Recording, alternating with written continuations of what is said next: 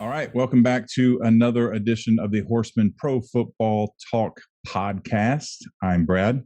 This is Zach. And I'm Hefe. I think you've all figured that out by now, but it seems like the right thing to do. Today we are breaking down the AFC East. But before we do that, I have to say something. If you're watching this, hit the subscribe button and the bell icon so you get notifications. You never miss an episode.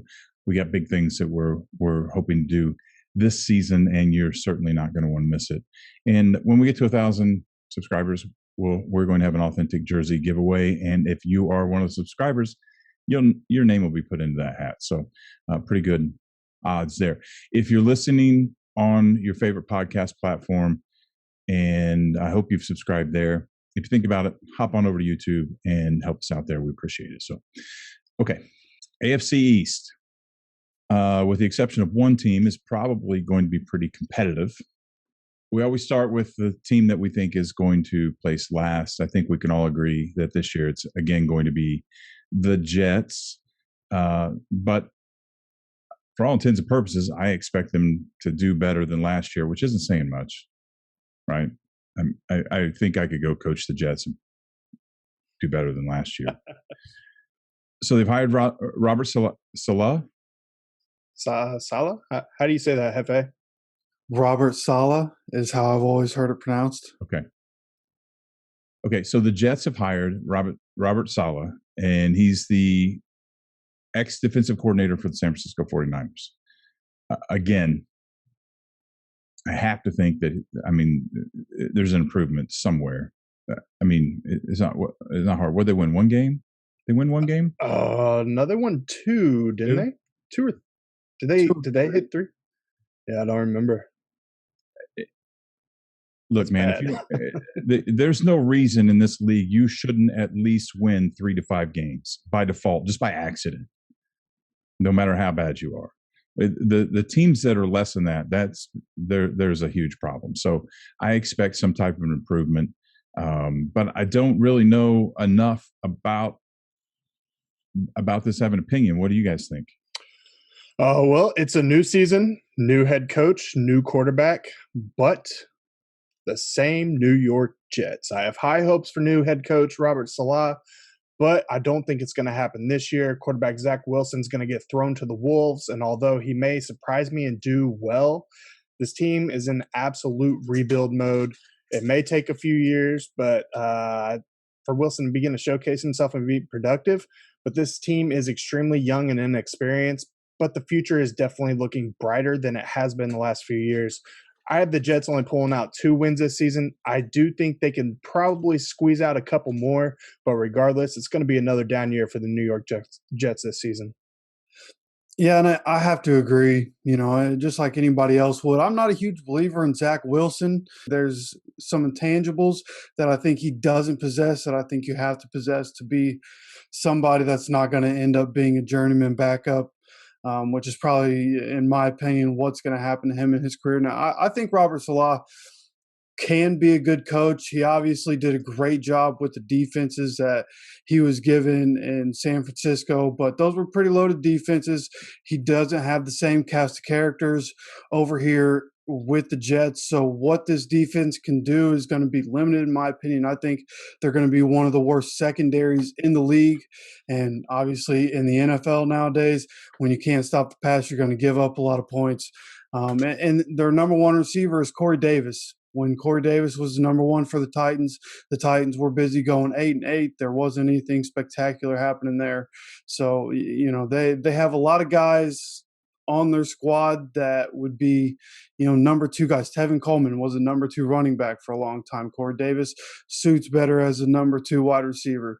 This team might have hope in the future. They've obviously got Mekhi Becton last year. He's going to be a monster on the offensive line. Elijah Vera Tucker should be really good in the NFL. They just got him in 2021. They picked up Morgan Moses at the right tackle. When you have a good offensive line, you have a little more possibilities. But again, I don't think they have the cast of characters to be able to do anything spectacular this year. And I have them going 1-16. Oh, wow. Yeah. Yeah, I'm not I'm not far off of that. This guy, I mean, I think you hit the nail on the head, Fa, when you said, I mean, he had some success in San Francisco. Obviously, everything but the last quarter that he coached, because that was a complete, absolute disaster. But you're playing the Kansas City Chiefs. But he only has those 3 years of coordinator. He has been under Carroll. He has been under Kubiak. But I don't know how all that's going to translate into not having the personnel like you're talking about, and which will expose weaknesses. It'll expose weaknesses in his defense completely. And I don't know if he can rebuild that, but I don't know that he can't either. I mean, this is obviously, this guy's getting a shot. This is what you love about the game. A young guy coming in here, found his way into, I think he was linebackers coach, and he talked his way into the defensive coordinator position. And now he's head coach. And even if it doesn't work, he'll get that chance to go back into a system and come back out and try it again, which seems to happen a lot.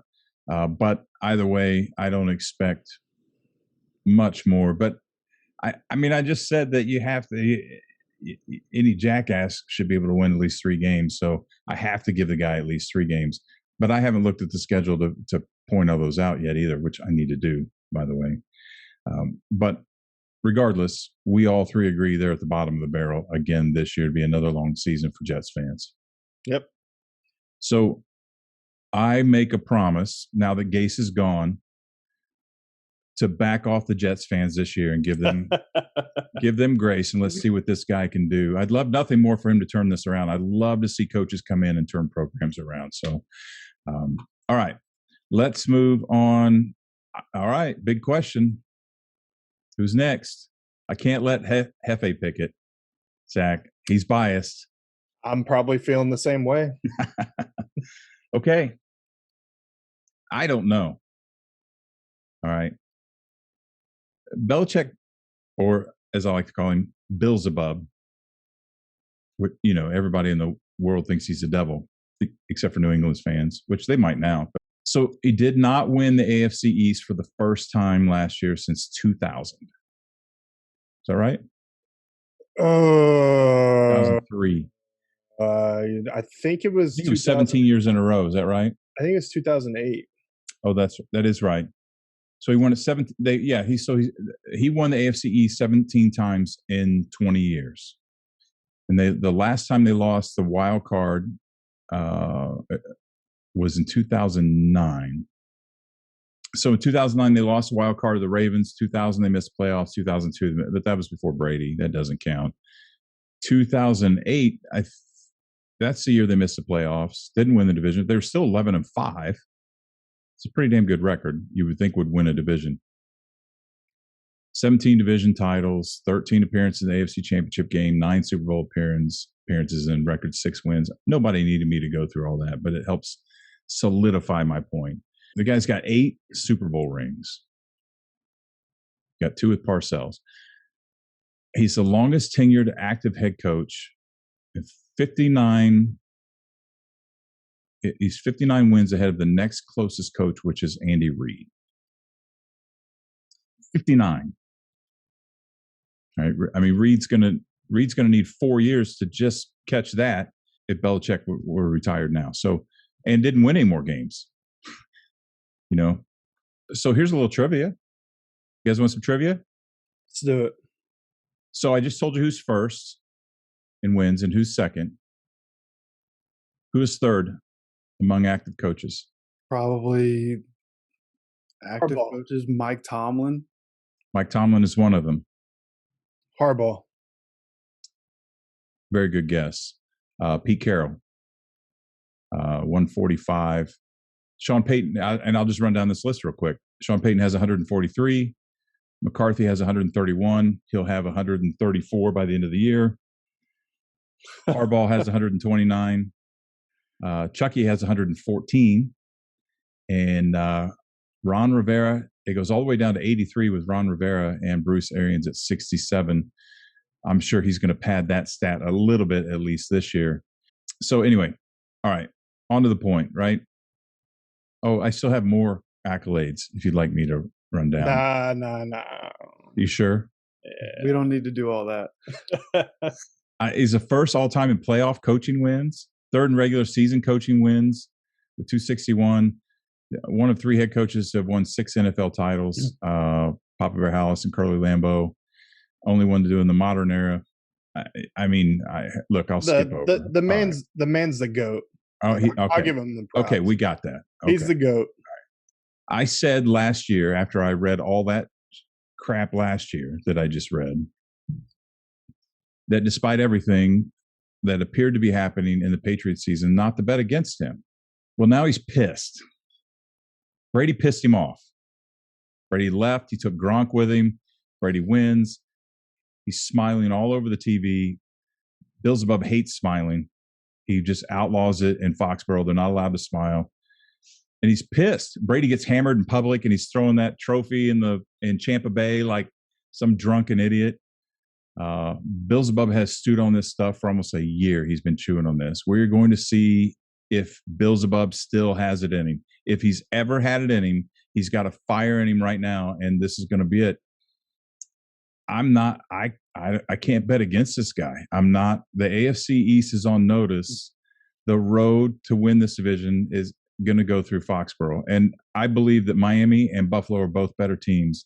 It still has to go through Foxborough. That's all I have to say about that. Yeah, it wouldn't surprise me if that's the way things turn out, especially with the moves that he's made this season. He's also the general manager, if you guys out there didn't know. But the biggest news on this offseason for the Patriots, other than using a first-round pick on quarterback Mac Jones from Alabama, was Bill and the Patriots being extremely aggressive in free agency. They brought in 8 projected starters while re-signing 6 of their own, including big names such as tight ends Hunter Henry, Jonnu Smith, receivers Kendrick Bourne, Nelson Aguilar, and linebackers Matt Judon and Kyle Van Noy. That's a lot of change for this team. I think the defense is going to do very well once again. Lots of position upgrades, and they do have the greatest coach of all time, like we just talked about, who just so happens to be a defensive genius at the helm. Offensively, the Pats added more weapons for Cam Newton, who should have a better year. But I don't think adding so much so quickly is going to turn out well. The chemistry is not going to click in time, in my opinion, at least for this season. Next year could be a completely different story. I have them finishing 8-9. They could win a couple more games. I just don't see them being able to put up a real challenge for the Bills this year. Yeah, that's kind of how I feel too. I think the defense, again, this is a Belichick defense. He has a bunch of guys that he brought in, from the defensive line back to the safeties. I mean, the defense is stacked there. So they should be one of the better defenses in the league, probably top 5, top 10 all year.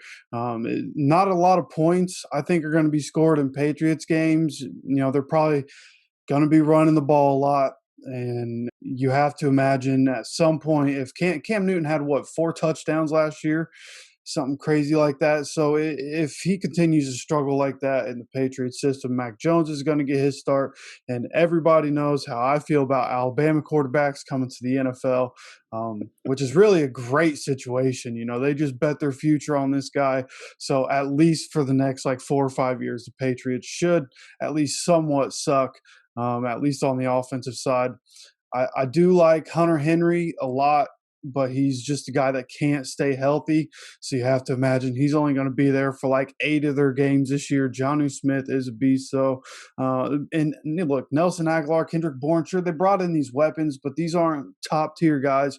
It'll give the offense, it'll give them options. And it gave him a little bit of depth, but N'Keal Harry recently requested a trade, so that's going to eat away at some of their depth. They just drafted him 2 years ago, and he's already about to be out the door there. So we're not sure, obviously, what we're going to see from the Patriots. It's going to look a lot different than it did last year. I have them going 10-7 this year and being the 7 seed, but there's some games that I really only gave them the win on the schedule because Bill Belichick is their coach. Okay.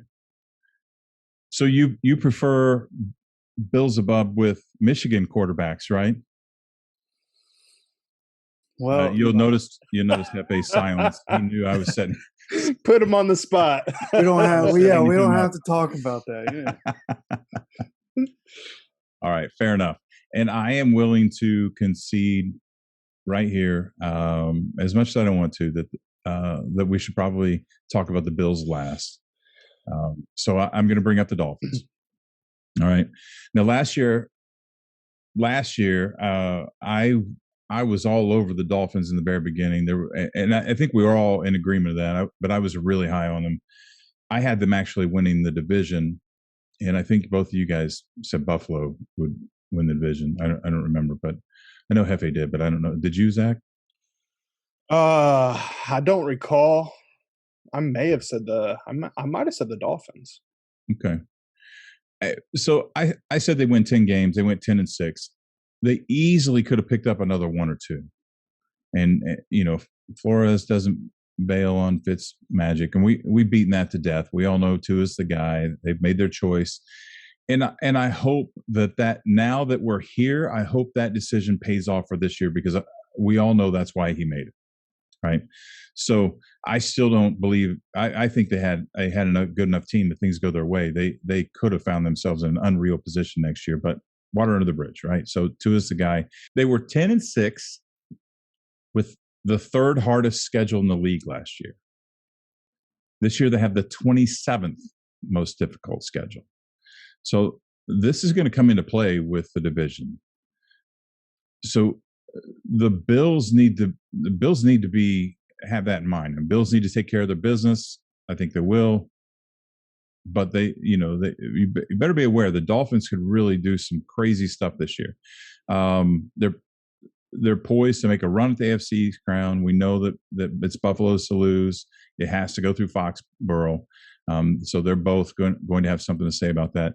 The Dolphins, there are 7 games that I think the Dolphins, that it's debatable and questionable. Colts, Bucks, Ravens, Titans, Bills twice, and the Patriots twice. Actually, I think that's 8 games. So I think I was going to say 10-6 because I'm sold. I'm stuck on the 16-game thing. But I think probably around 6 losses is a good move. And I want to go back over one of the reasons I was so high on the Dolphins last year. And I talk a lot about penalties all the time. Flores has brought Beelzebub's mentality to Miami. They were 3rd overall in penalties behind the Patriots and the Rams. They were 2nd offsides and 7th in false starts. And with a new young quarterback and some chemistry things, I think that's even more remarkable that it was only 7th. And that's amazing. It was pretty. They were 6th and 3rd in those last year, so they're right around where they were. The consistency's there.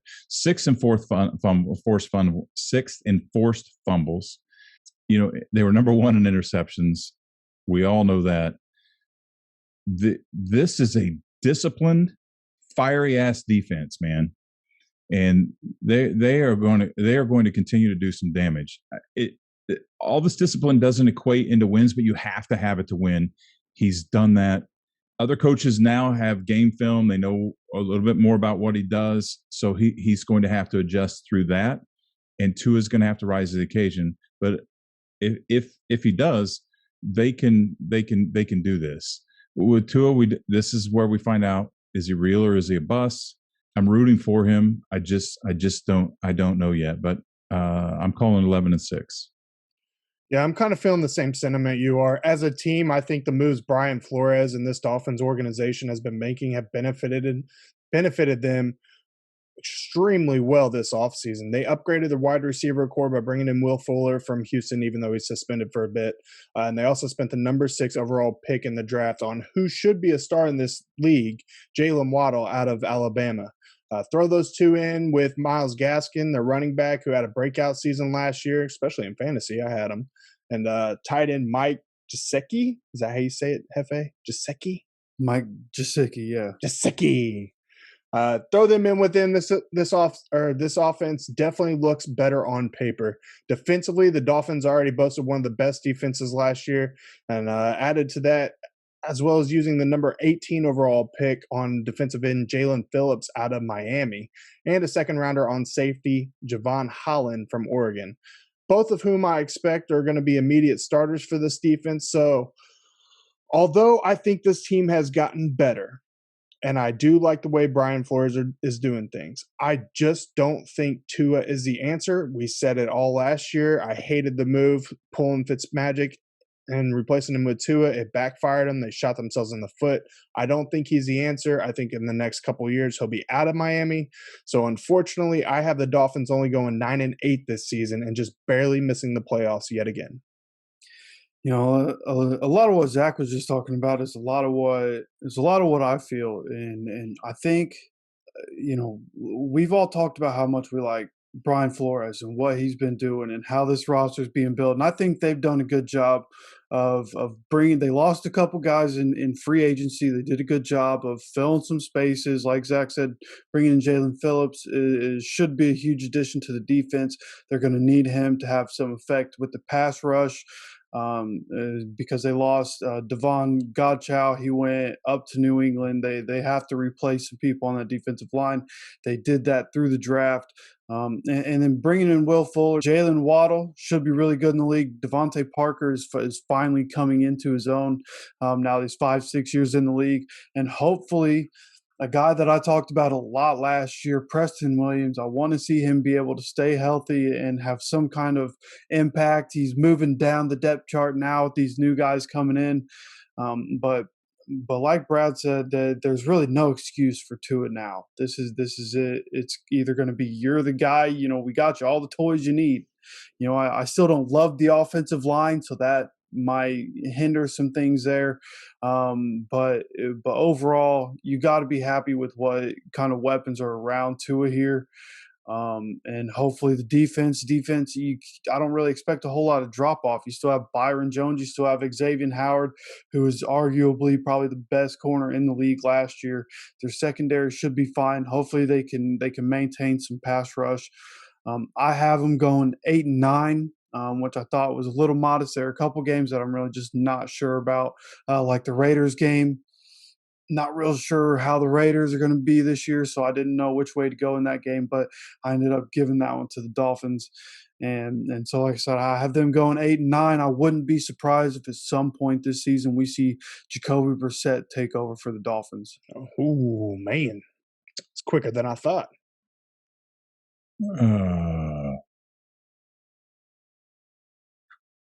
You should have emailed me that so I could chew on that a little bit before you just smacked me in the face with that.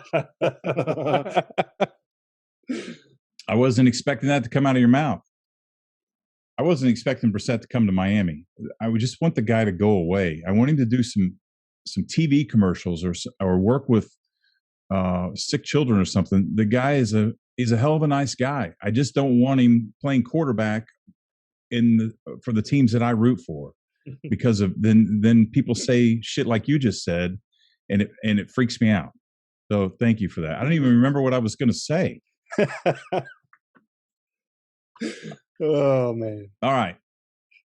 So we're all figuring second. I got him second in the East. I have them finishing third in the third. Did you pick the Patriots over the Dolphins? Wow. But it's because they're putting Jacoby Brissett. If that happens, maybe. I don't know. I think Jacoby Brissett will do better in Tua, but that's just my opinion. I hope I want to go on record, and I think we all agree. I hope we're wrong. Well, except for Jeff, you don't like Alabama quarterbacks because you like Michigan quarterbacks that wear the number 12, and no, seriously, I know that I hope Tua is the answer. I hope it doesn't, with what Flores is doing and what he thinks Tua is capable of. I hope that he's right, and I hope everything comes together for Flores because I think he's done an amazing job. But we'll see. I'm not convinced. All right, Buffalo Bills. Now, after all that stuff I just went on about the Dolphins and their 27th toughest schedule, like they have a leg up in the AFC East. The Bills have the 23rd toughest schedule. and when parts are interchangeable, teams get better or get worse. There's not much difference between the 23rd toughest and the 27th toughest, to be honest. So Buffalo was, a slightly better team last year, and Tua is the wild card here. What I'm saying is that this is why I agreed to talk about the Bills last, because I think this gives them the advantage here. They have Tampa, the Dolphins twice, Washington football team. People can scoff. This is why their schedule looks the way it is, but I think Washington will give them more of a game than they think.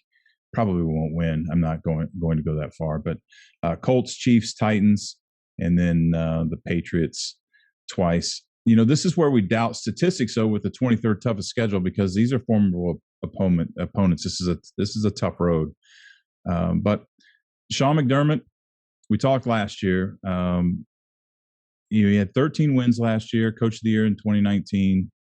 I said last year this was Sean McDermott's shit or get off the pot year. FA, you were really high on him, and if you remember when we talked about the beginning of the year, I wasn't sold. I thought a lot of times a coach will come in and have some luck, come in the next year, other coaches have it figured out, and the ship just sinks. And McDermott, they got better. They were a much better team last year. I was very impressed with what he did. Again, the Dolphins are on the rise, and New England's not going to stay down. So there's a battle for first year. And the AFC East is back to competitive, and I love to see it. I predicted last year they'd win 10 games, and he proved me wrong. I don't know if they can pull another with this schedule with those teams that I mentioned. I don't know if they can pull another 13 wins. Luckily, he got an extra game to do it in. Well, last season they finished 13-3, like you said, in the regular season. They won their first playoff game in 25 years, actually won 2 playoff games before ultimately losing the AFC Championship to the Kansas City Chiefs. I do not see this team slowing down anytime soon, especially this year. And there's one reason: Josh Allen. Last season, he was 5th in the league in total passing yards and passing touchdowns, but he also had 102 rushing attempts for 421 yards and 8 touchdowns. I expect Josh Allen to continue to grow and improve, and may just be a serious candidate for the NFL MVP at the end of the season. The team as a whole got better. On the offensive side, the Bills lost wide receiver John Brown, but replaced him with the still talented Emmanuel Sanders. They also spent their 3rd and 5th round picks on tackles to add a little bit of depth there. Defensively, the Bills were in the middle of the pack last season in almost every single statistical category. They used their 1st and 2nd round picks to add more depth at the defensive end by bringing in 2 guys I believe have 1st round talent. So look for the defense to add a little more outside pressure, which in turn will benefit the rest of the squad. I have the Bills finishing 14-3 on the season, sweeping the AFC East and heading into the AFC playoffs as a number 2 overall seed. Yeah, that's what I like to hear right there. And I'm going to echo a lot of the same sentiment you heard from Zach. I think Josh Allen, this is the year. I think Emmanuel Sanders is, even at this stage in his career, is an upgrade over John Brown. Emmanuel Sanders is still really good. He produced for the Saints last year when they needed him to, and made some big plays for them. And I think he'll be able to do the same thing, because you have to. When you play the Bills, you have to respect Stephon Diggs. You have to keep multiple people over there, because he can do everything. So that's going to open it up for a guy like Emmanuel Sanders. You still have Cole Beasley, who's tough as nails, and they have a little bit of depth. If somebody happens to get hurt, Gabriel Davis and Isaiah McKenzie came in at different points last year and made plays for the Bills. And a lot of that is because Josh Allen is just so good at being able to make things happen. Whether it's in the pocket, he's gotten a lot better at his pocket presence and being able to hold on to the ball in the pocket when he's getting hit, and being able to throw from the pocket. He's obviously always been good at throwing on the run. He's got a strong arm. And I think that this year, I said a couple episodes ago when we were talking about the Ravens, I told Zach that Lamar Jackson, I expect him to be in the conversation for the MVP. I expect this to be Josh Allen's year to win the MVP. I think he's going to do phenomenal because he has that rushing ability as well. I think he's going to be able to do everything that they need him to do. I think they've put the pieces around him to be successful. I think Zach Moss is going to have a bigger year this year. I think it'll be wise for them to let Devin Singletary be more of a Nyheim Hines kind and let Zach Moss be their lead guy. And like Zach said, the what they did to the defense, bringing in the guys that they did to the defense, they have to get some pass rush because their defense wasn't terrible, but to be elite, to be in the conversation as a team that could beat the Buccaneers in the Super Bowl, or could beat the Chiefs to get to the Super Bowl, your defense needs to be top 10, possibly top 5. And I think they've done what they needed to do. And with the coaching that they have, I think they'll be able to be at least around a top 10 unit all year long, probably top 5, top 3 offense all year long. I have them going 15-2. And they're obviously a couple questionable games. I have them beating the Buccaneers, but I have them losing to the Chiefs again here in the regular season. So overall, again, 15-2 for me, the number 2 seed in the AFC. Should have let you go first because I'm convinced. You need to be like their PR guy because I'm like ready to completely I'm getting ready to take this Dolphins shirt off right now. I don't have a Bills shirt, but I'll order one on Amazon. It'll be here tomorrow. That was a pretty both of you gave a great argument. As I was sitting here listening to you talk, I thought, man, maybe they are right. Maybe there isn't a third AFC team that obviously the Chiefs are obviously the top contender. I think the Dolphins could be that, but I don't know that they're ready to be that in that capacity. You could be right. I'm convinced. This is why the people who are watching, listening, this is why you need to subscribe to this show right here, right? Because these guys know what they're talking about.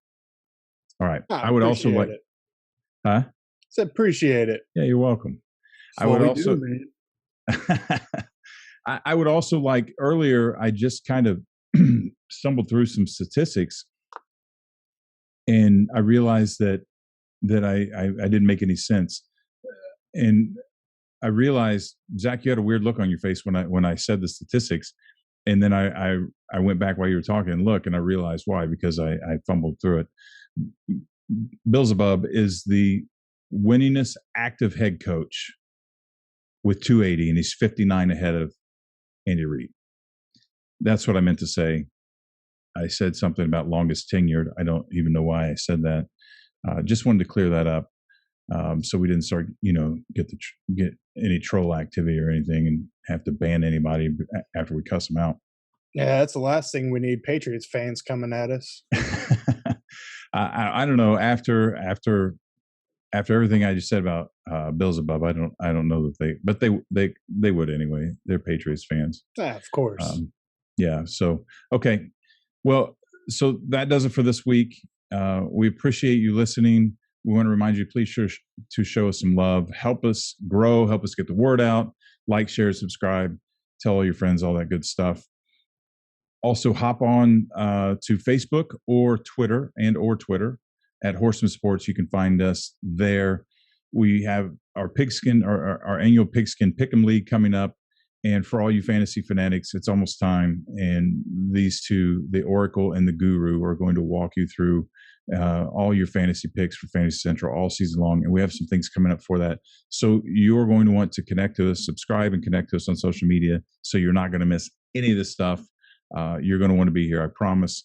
Don't go through come out of a pandemic and have a year of FOMO, fear of missing out.